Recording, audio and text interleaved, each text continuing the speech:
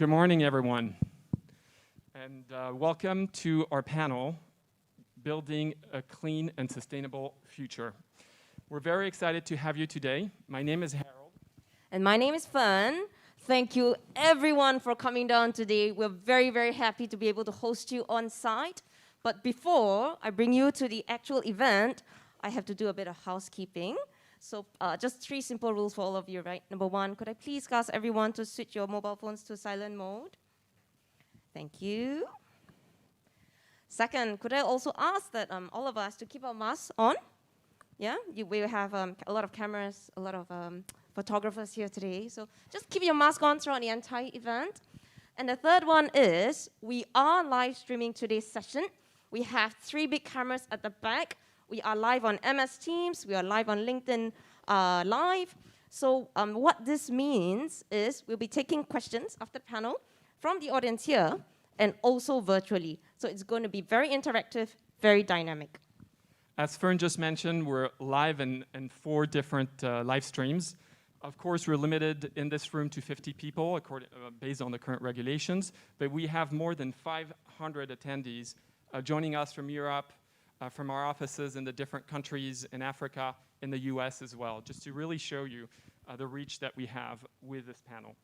We have a very exciting 45 minutes coming along, and 5 experts and very prestigious guests that are going to talk about the future of our planet with us. They will discuss with us the bold collective and individual actions that they have taken within their organizations, but also within society itself. So joining us today, we have Esther Ann, who is the Chief Sustainable Officer for CDL. She is also very involved with the United Nations SDG goals and implementing them in Singapore. She's also the founder of Women for Green.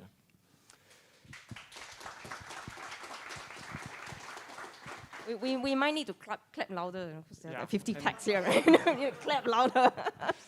We're also very lucky to have Chin-Yi Peng with us. She's the Deputy CFO and Head of Financial Services for Temasek.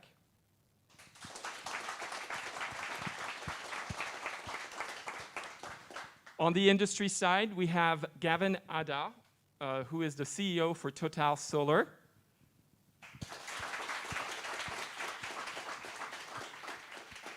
Frank Vité, CEO for Blue SG, which is part of the Bolloré Group. And of course, we have our very own group CEO, Mr. Bill Winters.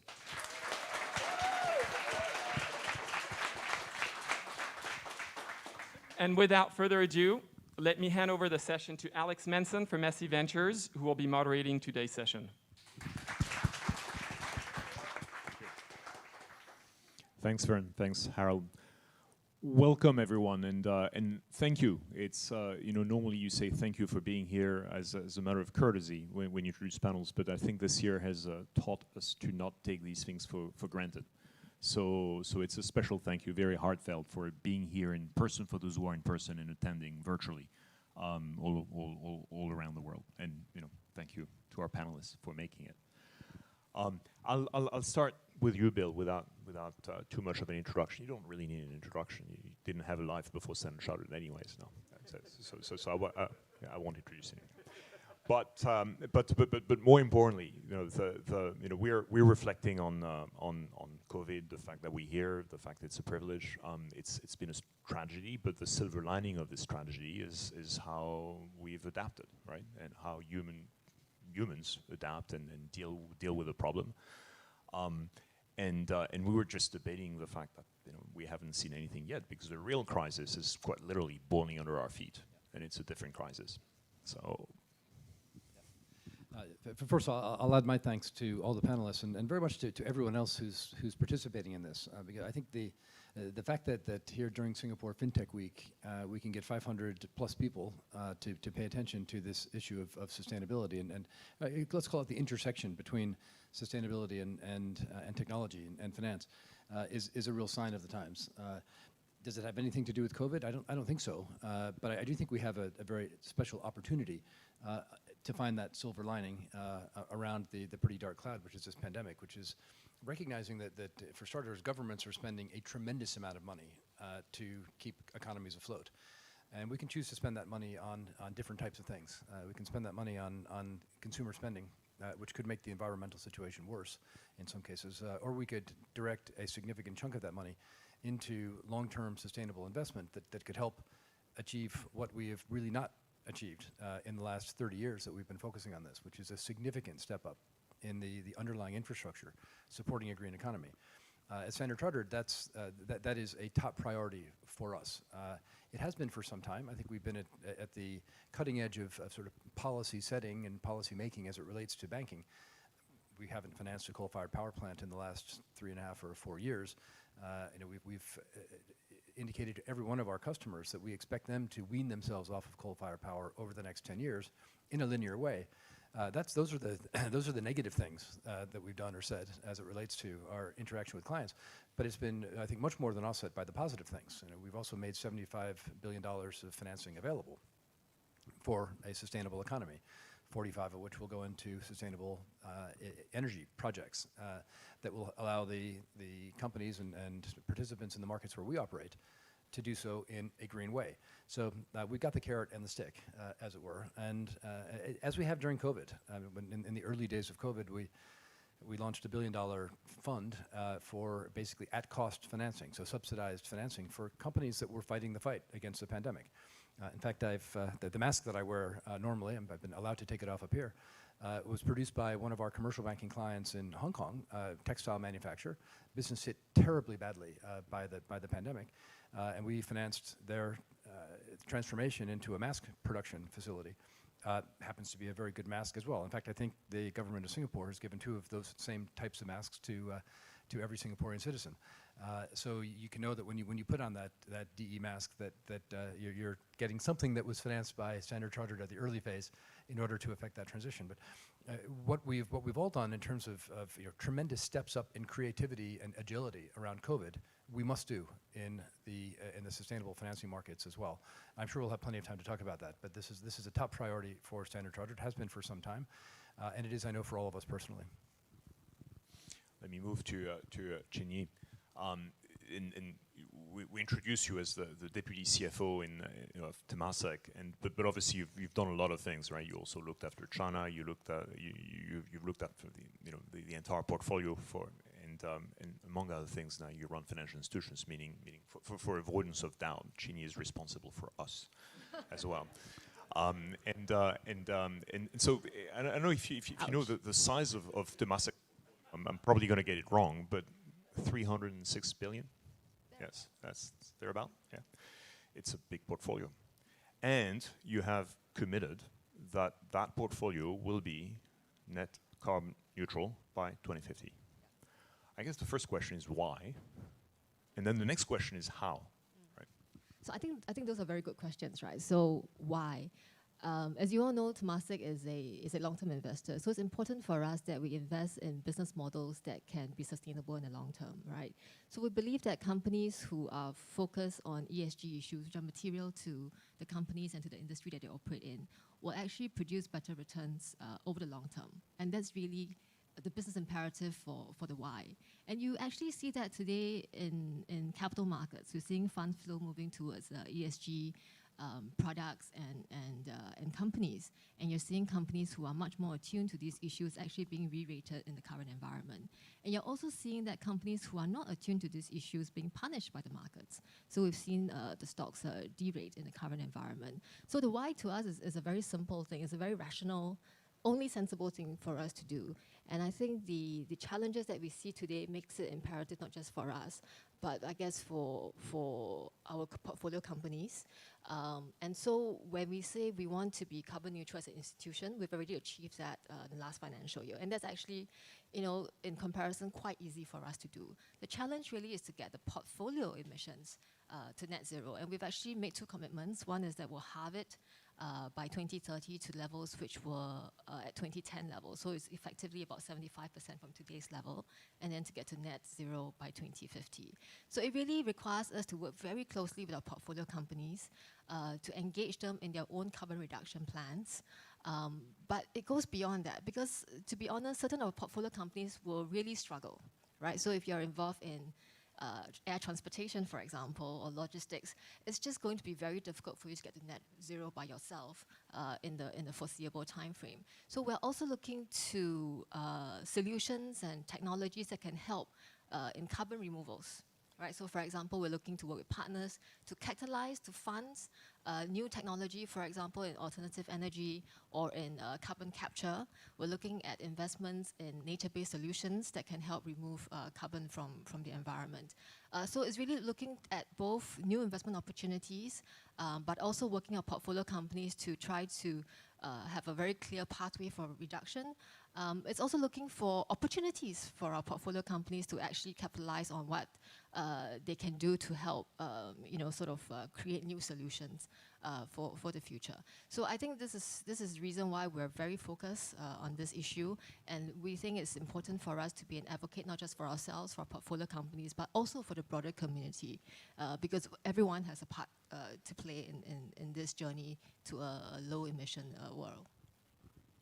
It's fascinating. I'm going to move to Gavin, and building on what you just said, Chinyi. So sort of, if you're an airline or if you're an oil and gas major, surely nobody expects you to be carbon neutral today, right? Yet, you have made very strong, impressive commitments. Gavin, by way of background, it's not your first time. You've sold a solar company to Shell in the past. You sold another one to Capchana. You're now running Total Solar. Can we hear? Yeah, it's a really unique time. We do seem to be at an inflection point. I was talking to Frank about this before. Some things happened in the last couple of years, and you're seeing a lot of different people making commitments to net zero globally. And Total has made a commitment to go net zero by 2050. One of the things that's going to underscore that is a goal to build 35 gigawatts of renewables in the next 5 years. And to put that into perspective, that's like 3 Singapores completely powered by wind and solar. So, absolutely astonishing scale. And the truth is that the target was 25 gigawatts just a few months ago, but the chairman decided we were going to hit it so quickly that he had to move it to 35, otherwise it'd be too easy. So thank you for that. Sounds familiar. Sounds familiar. I've heard this before, gigawatts, dollars, whatever.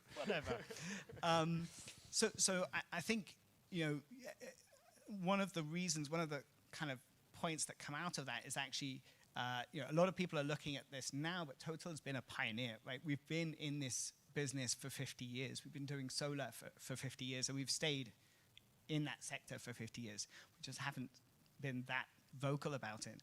And I think, that in the last 5 years, we've deployed about 7 billion into M&A transactions, including acquiring my startup, and then 8 billion into projects. And it's because of that commitment and because of what Total's done over the last 10, 20 years that we're able to now accelerate that growth. But I think if you want to know what's happening in the energy industry, you need to kind of step back a bit. And there's a couple of trends that are disrupting the sector and having a massive impact. One of those is cost. So we can talk about sustainability as much as we like, but if it's much more expensive, it's difficult to implement. And what we're seeing now is solar and wind really driving the cost differential versus conventional power. And you're seeing regularly new announcements of new records being set on solar and renewable power. I think the latest is 1.35 cents per kilowatt hour in Abu Dhabi. 1.35 cents per kilowatt hour, to put that in perspective, in Singapore, the wholesale market rate is 6.7 cents per kilowatt hour. That's basically the cheapest power has ever been in Singapore. In the middle of an oil crisis, in the middle of COVID, with demand down 20%, we've gone down to 6.7, the lowest ever. And solar is 80% cheaper in Abu Dhabi. And that trend is kind of being mirrored across the whole region. So if you go to Indonesia, the grid price, the cost of power from coal, essentially, has been escalating at 8% per year over the last 20 years. Vietnam, 5%. Philippines 4%. So conventional power is escalating every year. Meanwhile, solar's been dropping at about 17% per year. So we've reached the stage at which grid parity has arrived. It's just cheaper. So that's one part. I think the second part is centralized versus decentralized. So normally you've got a solar plant, a nuclear plant, gas plant, whatever. Then you've got transmission, there's the high voltage lines. Then you've got distribution, which is connecting all of these buildings together. Then you've got retail. Then you've got the customer. With solar, you can put a system right on the roof of any facility, cut out all of that and cut costs 50%. And the costs that we pay in most markets, 50% of that cost is coming from that grid. It's expensive, it's difficult to maintain, it's very difficult to build to begin with. And so you've got it by co-locating the solar on the source, on the demand, you can cut costs 50% for the customer. And in some situations, you can do that with no upfront cost for the customer. So the model, the startup that I started and then sold to Total, we develop, construct, finance, and operate the solar system, and we just provide cleaner power to the customer. So they're just buying the power out of the socket the way you do now. So I think what's happened is that awareness has taken a really long time for customers to realize we're not selling sustainability, we're selling cost reduction. You've then got the financial community coming behind it. So the reason that I sold my startup to Total was there was no way to scale without that kind of backing. And you're now seeing project finance, construction bridge loans, all of the different financial products that you need to scale coming behind solar and wind, and we recognize that this is a safe mainstream technology. So I think that's why we're seeing the inflection point. That's amazing. So we'll get back to what it feels to be a startup within Total, within a large corporation, which a few people here can identify with. Your point about you're not selling a theme of sustainability, you're selling cost reductions, meaning it has to be commercially viable. Yeah. And then the third takeaway is the chairman is right. Seems like it's going to work, right? It can work. It can work. I'm going to move to Esther. And you know, Harold introduced you, but you know, the one thing I'd just reemphasize is you've been embarking on this journey for the last 20 plus years, meaning to be clear, Esther started on this journey when she was 15 years old, I asked him to say that. That's not true. That's not true. And really are considered as a pioneer in this space in Singapore and beyond at this point.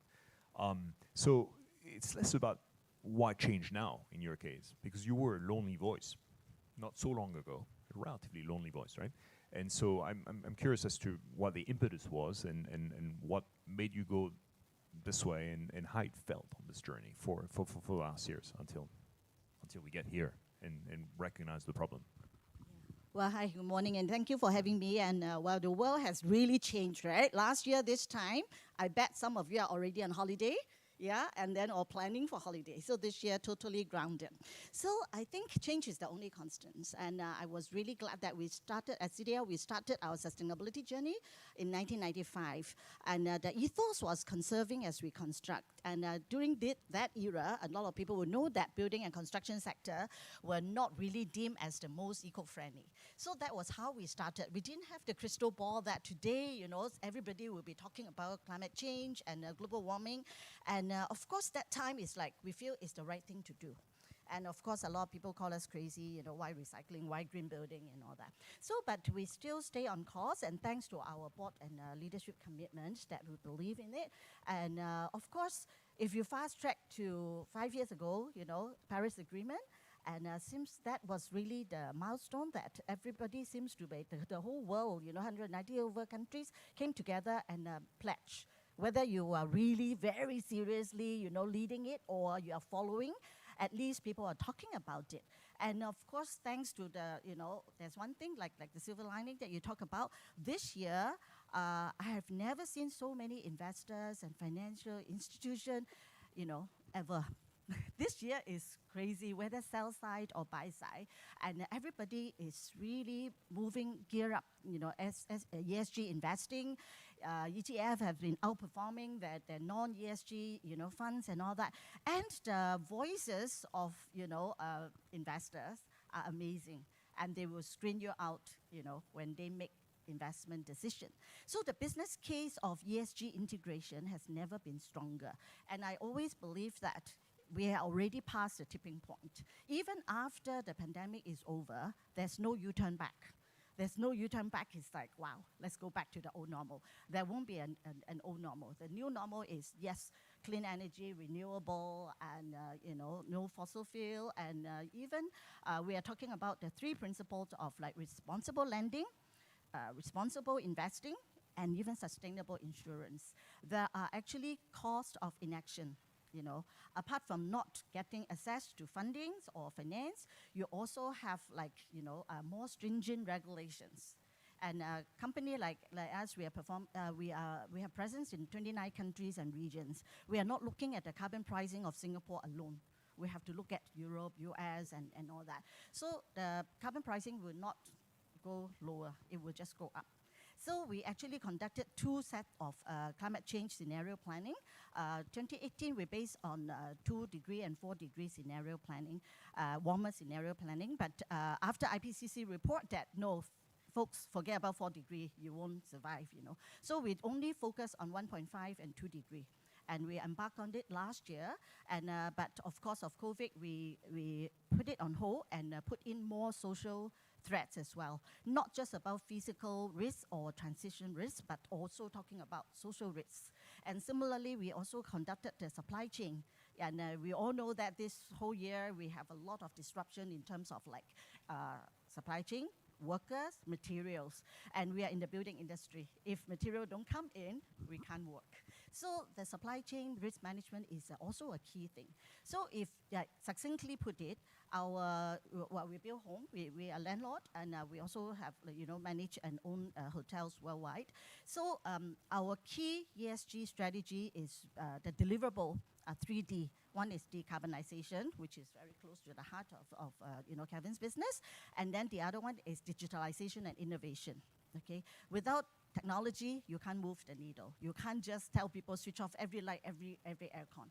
Then the last thing is disclosure of impact, because investors' appetite for data are sky high now. So you can't hide it. You have to be transparent. And how do you gather data and all that? AI is very important. And so how do you offer, in a transparent and a prompt manner, sustainability reporting is a huge subject now. So these are the 3 deliverables that in the building industry we are looking at. And why decarbonization? Because, building sector account for 36% of global energy consumption and account for 39% of greenhouse gas emission. So if we don't look at energy conservation and renewable, we will not be able to survive. So digitalization is a no-brainer. If you are still looking at the old tech, you will never be going forward. And that will also help us to open opportunity. Now we are not looking at risk mitigation anymore. We are looking at risk adaptation. You have to look ahead, not looking backward. That is also why we set goals and targets that align with Paris Agreement, and we adopted science-based target, validated reduction target. We don't just plug a number from the air.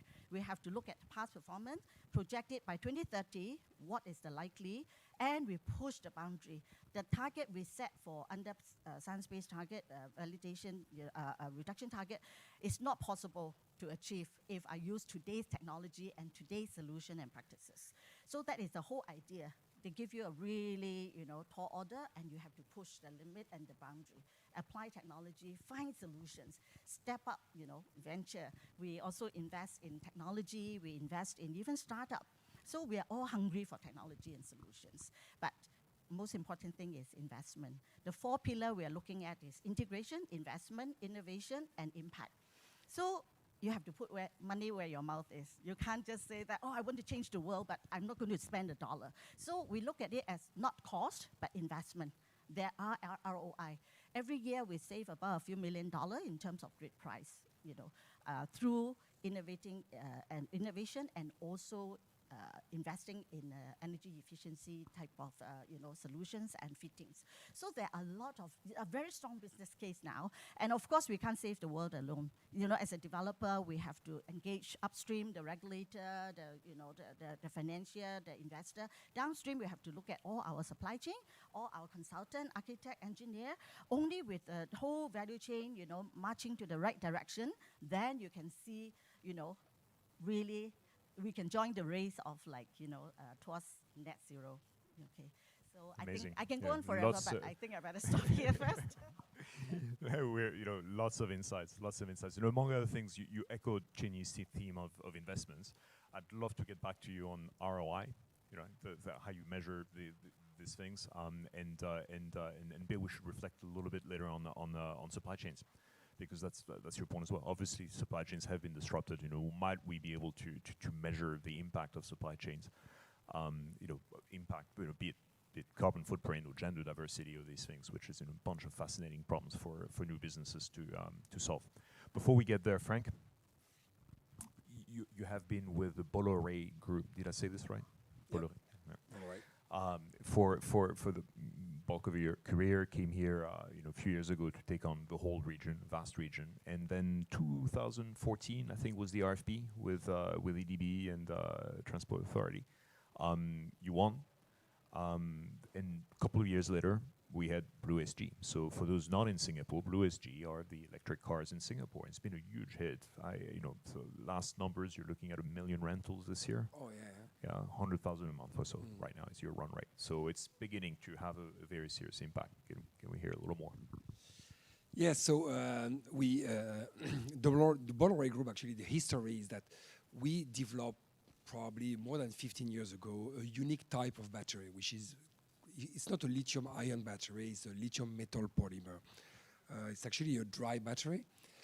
Probably the main benefit, because we are talking about electric cars, but electric cars have a battery, and there's a lot of questions about how eco-friendly batteries are. And the lithium metal polymer battery actually has, first, do not use any rare earth element, and has a much better recyclability. So anyway, with this battery, eventually we manufacture the car, and once we manufacture an electric car, what do we do? And then we started with electric car sharing. That was started actually in Paris, where it was a huge hit in Paris. And then, actually it was back in 2011, I went and see the EDB and LTA, say, well, look, we are doing something interesting in Paris. You may want to have a look. In 2014, they did this RFP for electric car sharing in Singapore. And we won it in 2016, and we deployed it in 2017. So now we are almost 3 years down the road. And indeed, it's a huge hit in Singapore. The thing is that when you are talking about, probably Singapore is the perfect city for electric cars. I mean, how far can you go? You don't have to drive 1,000 kilometers, so the range anxiety is not there. You can, it's easy. I mean, you don't have to go super fast, though electric cars can go fast, and you have a modern infrastructure. So we started that, but probably the pity today is that Blue SG today represents more than 50% of the electric fleet in Singapore. And we have probably 90% of the electric charging infrastructure in Singapore. So Singapore is still lagging behind. Nevertheless, and what is very encouraging is that now there's going to be a very big shift and a very big push from the government in the coming years, because the government has committed to build 28,000 charging points by 2030 to move away from IC cars, petrol cars, by 2040 completely. And now there are a lot of incentives. Actually, and again, that was a discussion that we had with Gaming. There's really a shift now where Singapore before was really very much relying on incentives, but now is regulating and is going to be a non-option. You have to go for greener solutions, whether it is for building construction, whether it is for operations, whether it is for transportation. So anyway, this car sharing scheme is really a big hit in Singapore. We are doing around, again, probably close to now 150,000 rentals every month. It's the number of customers that is growing. What is interesting is that in terms of impact on the environment, it's actually double. First, you use electric cars and you have non-polluting vehicles in the streets rather than ICE cars. That's the first impact. I would say the more interesting impact is that, let's face it, the greener solution is actually not electric cars versus ICE cars, is to use public transport, in particular MRT. And we are moving people away from owning a private cars to go back to public transport, and whenever they need, they can use car sharing. So actually, it has been proven that one shared car is removing 10 cars from the street. And that's the double impact. And in terms of actually not only carbon footprint, but also the temperature. But the temperature impact in Singapore is very significant. This is where we are playing a role. And again, we see and we are delighted that there's now from the government a much stronger push. There will be massive investments needed in order to build a charging infrastructure, because this is very challenging. You don't even need to actually build the charging infrastructure, but you need to somewhat upgrade the grid, upgrade the distribution point, and make all your buildings, HDB, private malls, ready to support this charging infrastructure. And there's a lot of investment which is upcoming here, and that's quite an interesting space. Yeah, it's fascinating, and so we can talk about the city of the future. You know, smart cities, conserve as you construct, and electric cars, and you know what this looks like. I think what jumps to mind. I'm going to go to you, Chingy, for this one, which is the interaction between the government and businesses. You know, moving away from incentives into regulations, or having both a carrot and a stick, as you mentioned, Bill. And the way the relationship between the government, an institution like Temasek, and companies, private corporates, evolves. It's obviously a fascinating trend. Yeah, so I think we have to work in partnership, right? Whether it's governments, companies, and just sort of civil society. And so we actually engage quite actively across all these elements. And we actually see ourselves as also a broader advocate, right, for the broader community. So for example, we started what we call the Ecosparity Conference, which sort of twin ecology with prosperity. In 2014, it was a one-day conference. Last year, it grew to a week-long event. And we bring in all these people together to have a dialogue around sustainable development, around the issues which we're discussing today. And this year we had to break it down into more bite-sized conversations because we don't have big conferences anymore. And we had a number of virtual events. We looked at sort of energy transition pathways in Southeast Asia, for example, the role of oceans in climate change. And so we want to bring people together for discussion and also for action, more importantly.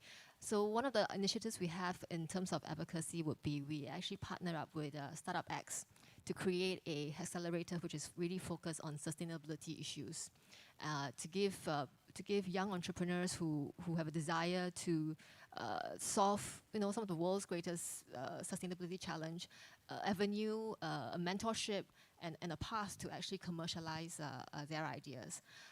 So I think that's something that I'm sure Standard Chartered does as well in a meaningful way, and Total and everybody else. So I think it's really important to bring everybody together on this journey. So when we started on this journey, also 5-6 years ago, it was actually quite a peripheral topic even within the institution, right? And I think you're right to say that we've come a long way in the last few years, and we've really seen an acceleration in how mainstream this is getting.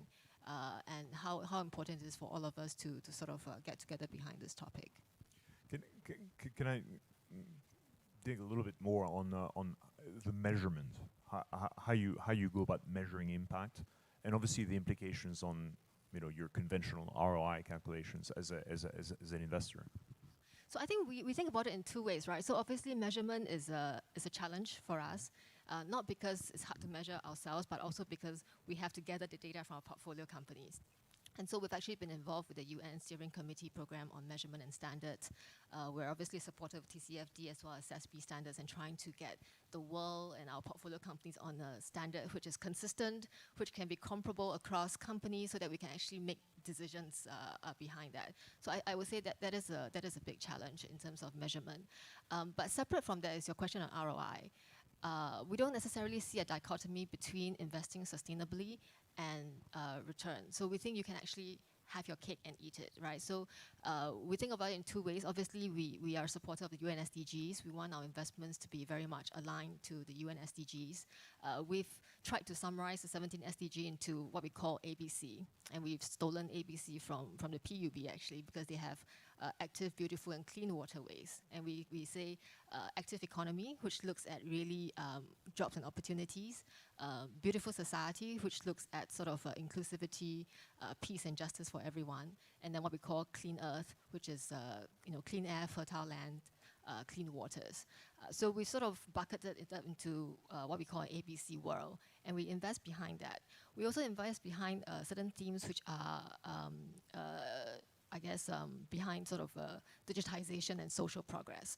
So one of the areas that we've actually been very active in is in sustainable proteins. As you know, the world's demand for food is growing. As Asia and developing markets become much richer, the demands for proteins have actually increased.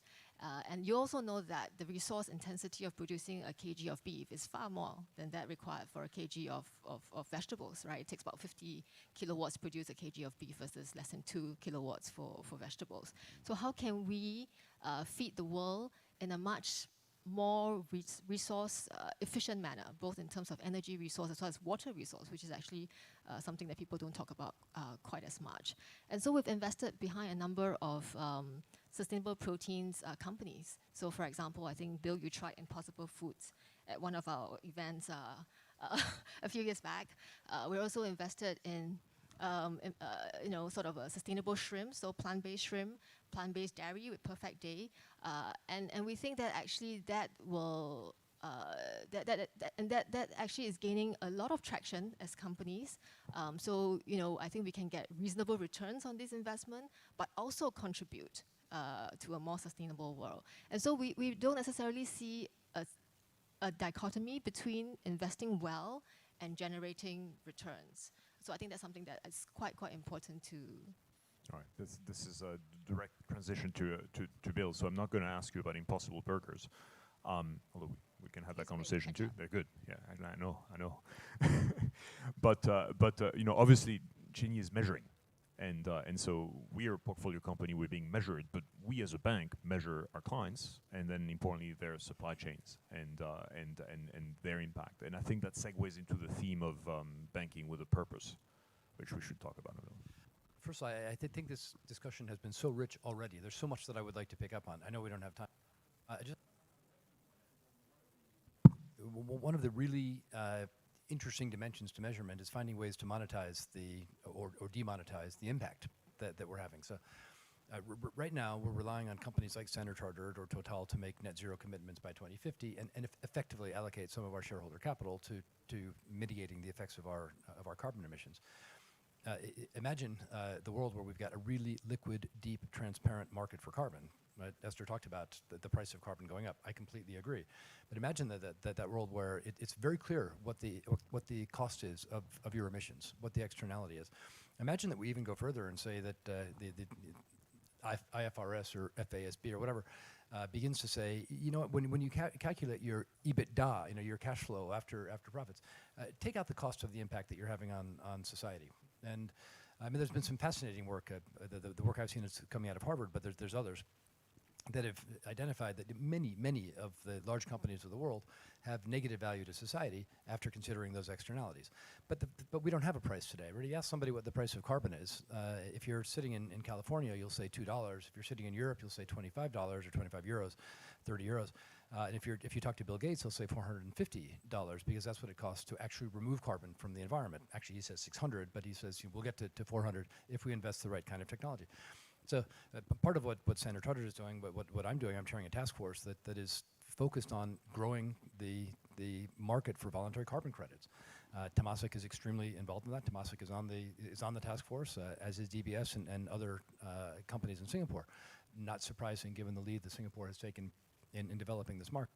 So the more that we can create a market that allows people to funnel the dollars from the emitters into the technologies that can reduce emissions, the better off we're all going to be. And that's got to be legitimate, it's got to be verifiable, it's got to be agreed standards, and it needs to be big, right? We need to transfer about $1 trillion over the next 10 years to hit the net zero targets by 2050.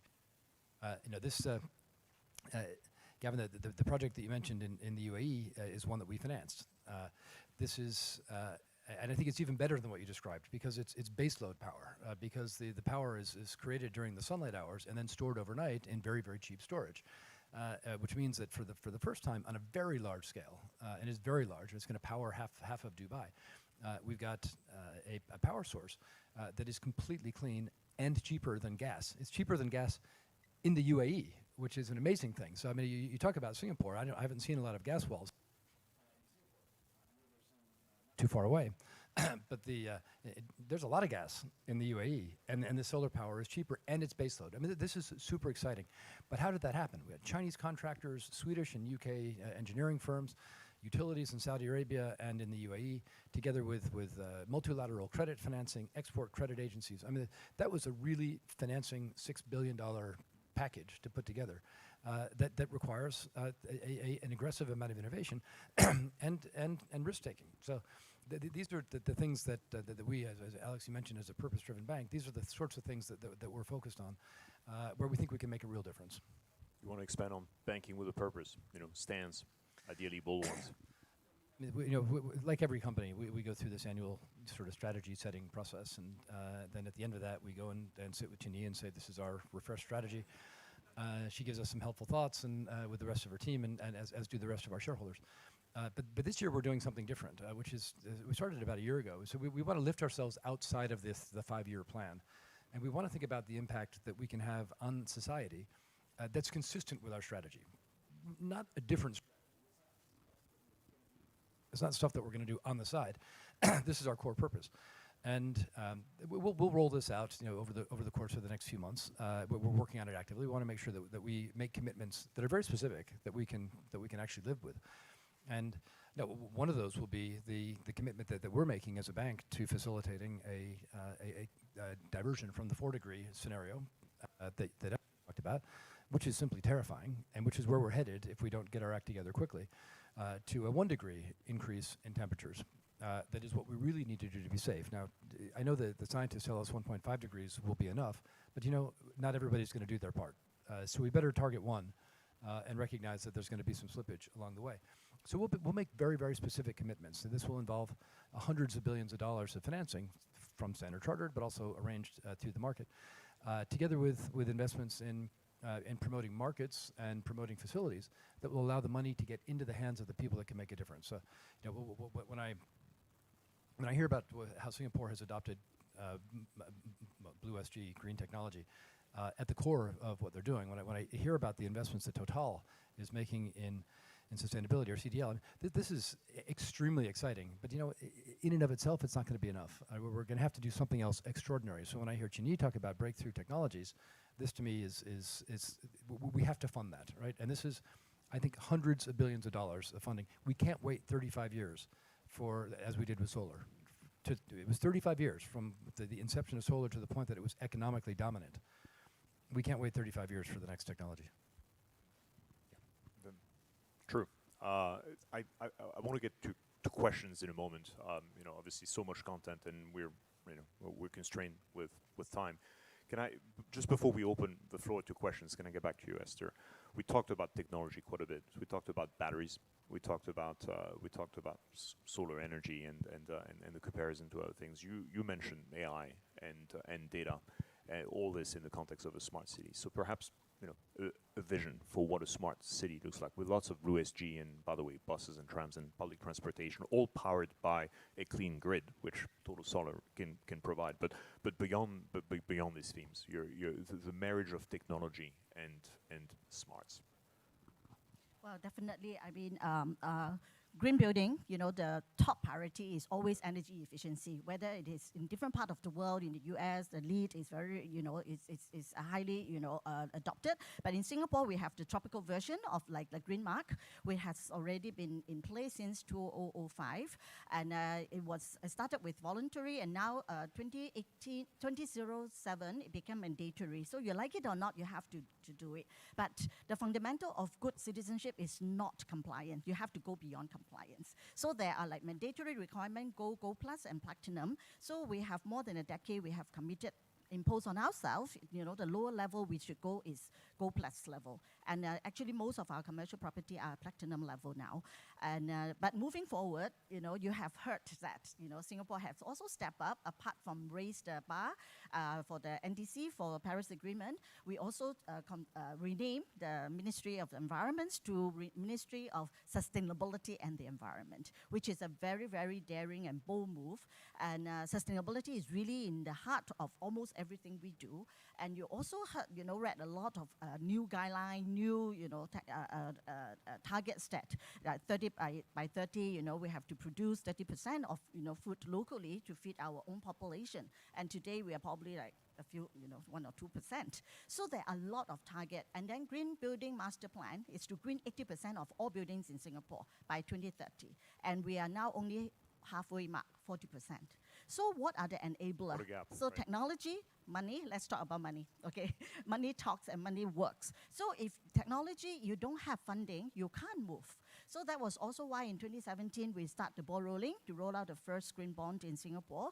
And then last year, we continued to use, green financing to fund our new green development. And we also created a new vehicle called the SDG Innovation Loan. So basically, it's to pack, doing well, doing good, applying technology as enabler to accelerate movement. So there is a saying that accountants are going to be the one to save the world. So accountants means not just the CFO or what. It's also bankers, analysts, CFA, and all that. So what we need is the will, and also the priority. If they look at long term, not just short term, so they're willing to put their money in, that will be good. And the last but not least, the bad news is the SDG that we actually, UN launched it in 2016, we are behind. But the good news is there is a gap of 2.5 trillion US dollars, for investment in the region. So I always put it as an SDG, ambassador. I always say that it's just a matter of moving the capital. It's like a Robin Hood, get from the rich, economy and move the monies to the emerging markets. There are huge potential. Bringing in new technology, getting better access to clean water and renewable energy, and ASEAN is where, the growth potential is. So, well, a lot of money to, opportunity and an investment. Yeah. As we listen to Chinny, we're well on our way. We're well on our way to reallocate capital this way. Questions from the floor. Questions from the floor. Bunch of Francesca. I'm going to ask a question for you. You can ask? Yeah. Sorry, Harold. Hi guys, I'm Francesca from the UK government, based in Singapore. I think this one's probably more for Bill and Ching-Yi, but obviously green finance, massive priority for UK government, and it's Singapore FinTech Festival this week. So we have a session later, we're co-hosting with MAS with Mark Carney and Ravi Menon, looking kind of green finance, but also technology. I'm just wondering, given we've got FinTechs in the room, where do we see FinTech playing a greater role in the green finance space? Will we see green FinTech? It's a term I've been trying to coin with MAS for a while. Just keen to hear your views on that. Thank you. I think it's a great question, especially in this context. And I think the short answer is yeah. I think there's dozens of startup technology companies that are helping to solve this problem, thousands probably, but there's dozens that I know that we're working with at Standard Chartered, and it's everything from data to the way the data is used and helping people to understand their carbon footprint. I mean, we're in our mobile banking apps or the digital banks that we're starting up, we have sustainability at the core of what we're trying to deliver. So helping consumers understand at the point of purchase or the point of sale what the carbon impact of that purchase is. You know, we'll get to the point where you can scan the item on the shelf with the barcode and understand what the carbon footprint is of product A versus product B. I mean, each one of these is a microservice, but I think there are literally thousands of people out there realizing that there's an opportunity. And I think that this kind of innovation on a small scale is critical, but it's also happening on a very large scale. And I mean, it's not a fintech, but when I think about the technology that our other panelists have brought to bear to reduce the cost of solar power or wind dramatically, it's coming through technical innovations, and I'm pretty sure the people that develop those innovations were hoping to make some money on that at some point, which is a great thing because a little bit for them and a lot for society, completely supportive.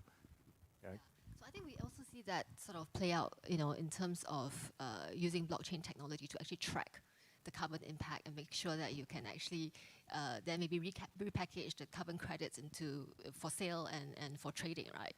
And so I think there are actually many applications which fintech would be very useful in terms of helping to measure, to track, to facilitate the sales and trading as we go about this journey as well. And I'm going to bring you in, Frank. So one shameless plug for the FinTech Bridge. fintechbridge.scventures.io is a platform. We have hundreds of tech startups registered on it, and we match these with use cases, initially from the bank, and increasingly from relationships of the banks, one of which is your challenge for fleet management. Yes. So yeah, no, definitely we are on the FinTech Bridge, and we have many challenges. You know, the infrastructure. I mean, all our assets are very expensive. An electric car is expensive. A charging station is expensive. So how do we invest the best? And we are using AI for that, and we are using a lot of algorithm. For example, when you build a charging station, you want to make sure that it is at the right place. So we are aggregating data from population, social demographics, transport hubs, movements of population, to determine where we have to put these charging stations. Likewise, a car is an asset, and we need to make sure that it is fully utilized. So if it goes to a place where it's going to stay idle there, that's not the best utilization of the asset. So we need to find algorithm, and we need to find mechanism where our assets are the most utilized. So definitely we are relying also on the FinTech Bridge, and thank you for your support on this, where it will help us to really get the best ROI on our investment, which is always significant here. Amazing. We launched this a few days ago, a few matches already. It'll be good. Next question. Okay, so maybe we'll take some questions virtually. I'll just give the panelists a bit of head count numbers, right? A total of 150 viewers, hitting 200. I've got questions from Hong Kong, Pakistan, Kenya, UAE. So, you know, virtual is the way to go. So for Gavin, okay, we've got a question for Gavin. Though solar power is renewable, recycling these modules is still a considerable challenge. Projects rolled out in 2000 are about to come to the end of their lives. How is the energy industry going to handle this, and what are your thoughts on this? Yeah, so we hear that quite a lot. So the components of a solar panel are basically primarily sand. There's some silver in there, some copper. So it's not toxic. It is difficult to pull apart, and it's possible. But not easy. But I think depending on the panel, of course, if you're using a Total panel, then you won't have any problems. But depending on the panel, the efficiency kind of plateaus, right? It doesn't just go down forever. So you get to sort of 75%, 80% efficiency. And as far as we know, it just stays there. 30 years, 35 years, 40 years. So, you know, yes, you can absolutely pull that panel off, put a new panel on, or you can continue to experience, which I assume at that point you've provided the ROI to the investor. You would therefore have free power sitting on that roof for as long as you leave it there.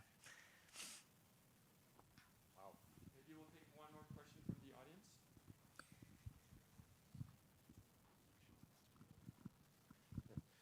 dueling of the questions. So Phil Jones here at Total. It's quite interesting that majority of the conversation has actually been around carbon offsets, carbon neutrality, etc. And I just want to have a look into the future. If we talk about sustainable financing, I guess the next step that we're going to go to from looking at the carbon footprint and telling each individual what is their own implied or industry implied carbon footprint is almost on sustainable consumerism, because we can all have carbon neutral products around us, but if we keep producing more carbon neutral products, it's still not sustainable. So my question really to the panel, whoever wants to take this, is if we jump forward and say, what will we be discussing in 15 years? For me, the carbon story, the ball is rolling. It's achieving itself. It's making itself economical. Let's look forward 15 years and say, are we starting to address the sustainable consumerism, waste, call it what you want, topic? Will you volunteer? Can I try that? I'm glad that you highlight this, you know, I'm trying to say the social side of ESG. So, but I mean, we all learn that it's all interlinked, you know, the health of planet is linked to the health of people and, you know, economy and all that. So we can't just look at E alone or S alone. So I think the good thing about it is like there is a convergence of like, you know, will and commitment, not just on the international level, you know, UN set all the goals and target and all that. On the national level, there is support. And what you are saying is like, you know, consumer activism is fast growing. And the stakeholder capitalism is fast growing. We are not just talking about like short-term type of, profits. We are also talking about purpose, which is very good. The good old triple bottom line, we talk about planet, people, and profits. But now the saying is that you must add purpose to it. You can't just look at the 3P without purpose. So congratulations that your tagline really strike it bingo. So I think like for us, when we build home, we are also building for people. We are not building, you know, just an empty space. So we also look at like what sort of home. Now you have to be multi-purpose. It cannot be just a small shoebox home anymore. I mean, we've been locked down for so many months, and you know, making use of this home space as office space, social space, almost everything. So we also actually deliberately put in a lot of greenery in our, you know, development. But now we're even doubling down for that. The mandatory requirement is 40% of site area for landscape and facilities. But now our latest one, at, not to advertise it, but it is, you know, Amber Park at East Coast, we devoted 64%, you know, and we even have a sky bridge, you know, for jogging and overlooking to the sea view. So future home is like what you're saying, that you have to look at the future, not like what they want it today. So tomorrow's home is a place that, you know, I can really spend a lot of time there and keeping, you know, physical and mental health, you know, and sanity. And I can really do a lot of things there, whether even like community farming and, you know, do a lot of things, you know, at the home space. And we are also cutting down in terms of car park lot. It's basically providing a lot more bicycle lots and all that. So the lifestyle is changing. And investors and actually consumers are the key driver. And as like a manufacturer, whatever product you have, you can't just look at the past or the present. You have to look at like almost 10 years now. What exactly is the future lifestyle look like? Then you design accordingly. And of course, the last thing is about circular economy. What sort of materials should be used that can, you know, go back to the production loop?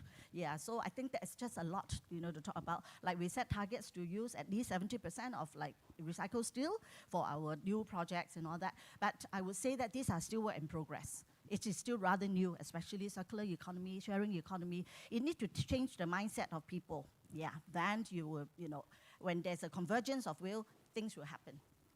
And we will look forward to more bicycle parking lots on this front, yes. Maybe we... More questions? Oh, and EV also, of course, you know. No. Sorry. Maybe we have time for 2 more questions. So one online from Fern. Yeah, so maybe we'll we'll take one online question. I think a common theme that came across was really all about partnerships. We've got Pat Kilwaki from Kenya. We've got Malcolm Alexander Brown. And the question really is about partnerships. And I think it really echoes what Chini was talking about. And, you know, you can't go on this journey alone, right? So the question here is, There is a lot of benefit in leveraging our relationships with customers, suppliers, vendors, and partners. In many ways, this is a powerful approach to driving a sustainable future. Does the panel agree? I can answer on behalf of all of you, yes. But maybe anyone want to take, maybe let's work on a how, right? How do you go about this? Because it's easy to say, yeah, let's partner. But any thoughts on this? Have a quick. Oh, sorry. A very short one. Typically for us, yes, we do a lot of partnerships, and actually here we have partnerships with CDL, and Esther just mentioned that they are reducing the car park lots, but not the electric cars. No. And so definitely, and we need to be there. We have partnerships with Total as well, and we are working with them very actively, because the solar power at some point, what do you do with it? You need to store it, and it's stored into our batteries.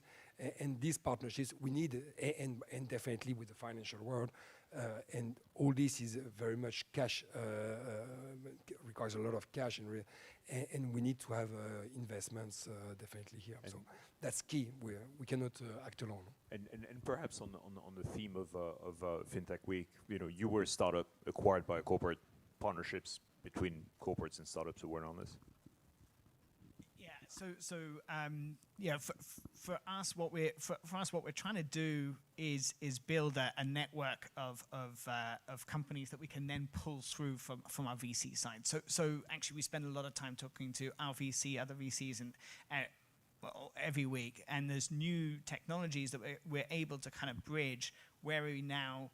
Where are we evolving to? And you were talking about P2P, talking about sort of blockchain, and we can see that coming. You can imagine every building having a solar system, having a battery. How are we going to interface with the cars and where the car is? There's a whole new world of industry and sectors that don't exist right now. And we know that they're coming, and we really need the VCs to look sort of 5 years, 10 years ahead and bring those up to maturity. And we'll have the platform of customers there ready to hopefully ready to take the next step. So going through that process, so looking at different pools of capital and what is the right pool of capital for growth. It's been a pretty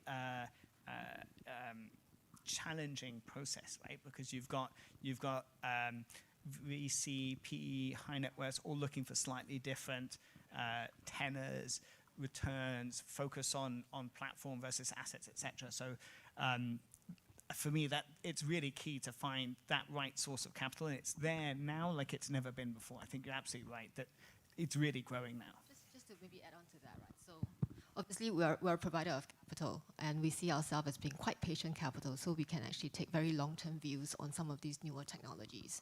And so we see ourselves as quite catalytic capital in that sense.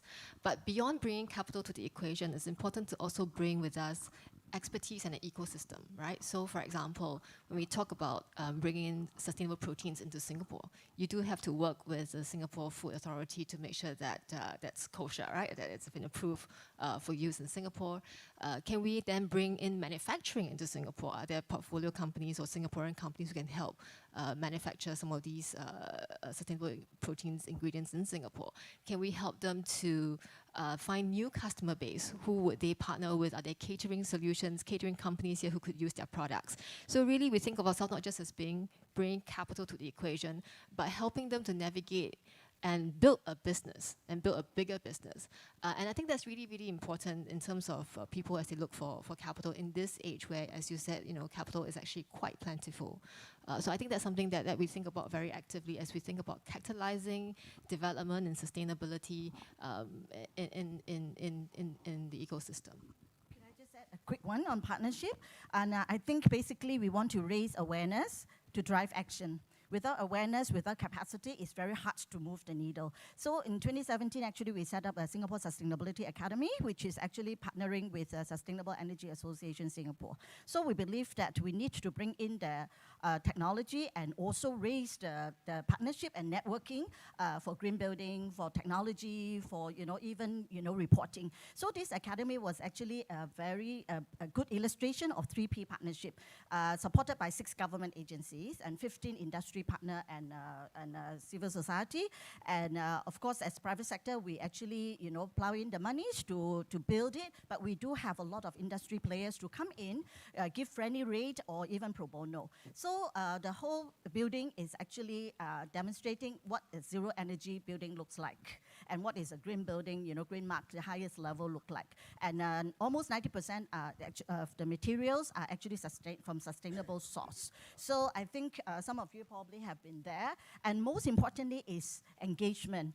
In the first 30 months, we have engaged tens of thousands of people. It's a rent-free space for people, to come in to talk about anything like sharing economy, circular economy.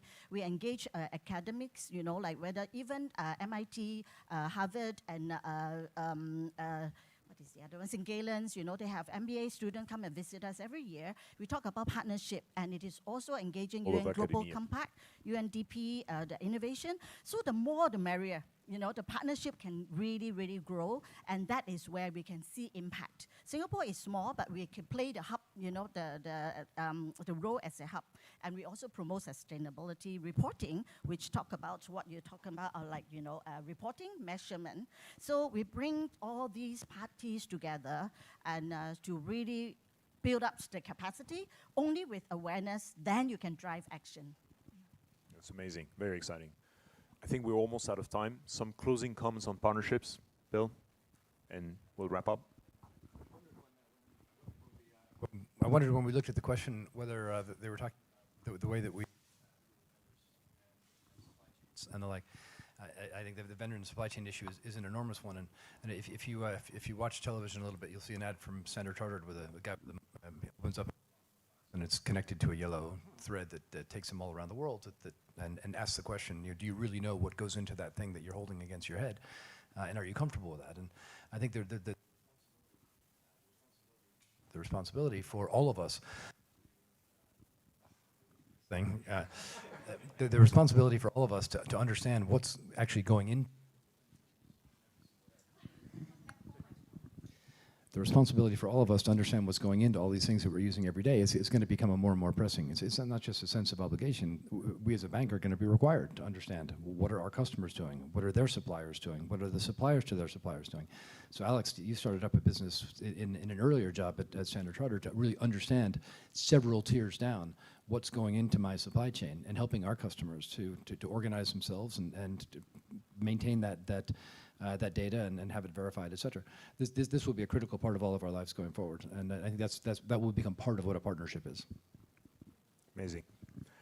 We're unfortunately out of time. So much content. So I'll just wrap up by saying, thank you again to all attending, virtually, in person, but a very, very big thank you for all your insights. Lots of substance to digest, reflect on. Thank you again. Thing.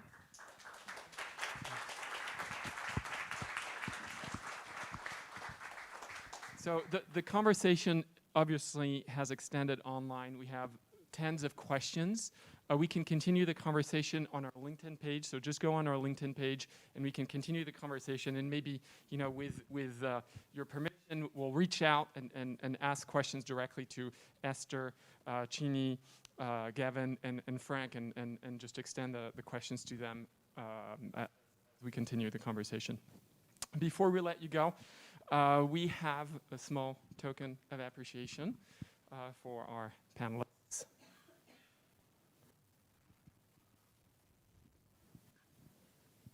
All sustainable, no plastics, fully reusable. Ladies first. Thank you very much.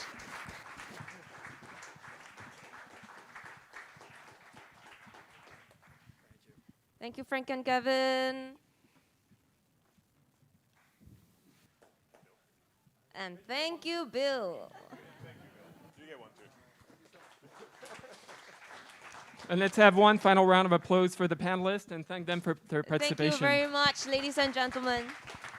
I think it's been an amazing session. The 1 hour didn't feel like 1 hour. A lot of acronyms, ABCs, ROIs, and outside there's ERPs. I'm joking. I just want to say thank you very much. Thank you to all the panelists. Thank you to people here. There's refreshments set aside. So, you know, we can continue the conversations off stage. And thank you very much to our audience here. Thank you to the people virtually. I don't know whether you can see me, but, you know, it's been a pleasure hosting all of you. Physical, virtual, hopefully we'll see you next year. Thank you.